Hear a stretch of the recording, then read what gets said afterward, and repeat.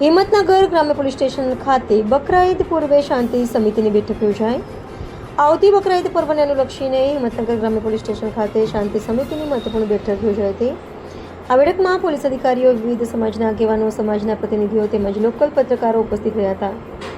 બેઠક દરમિયાન બકરા ઈદ પર્વ શાંતિપૂર્ણ વાતાવરણમાં ઉજવાઈ, કાયદોની વ્યવસ્થા જળવાઈ રહે તેમજ કોઈપણ પ્રકારની અફવાઓથી દૂર રહેવા અપીલ કરવામાં આવી હતી। પોલીસ તંત્ર દ્વારા સોશિયલ મીડિયા પર ભ્રામક પોસ્ટ અથવા અફવા ન ફેલાવવા તેમજ શંકાસ્પદ પ્રવૃત્તિ અંગે તાત્કાલિક પોલીસને જાણ કરવા સૂચના આપવામાં આવી હતી।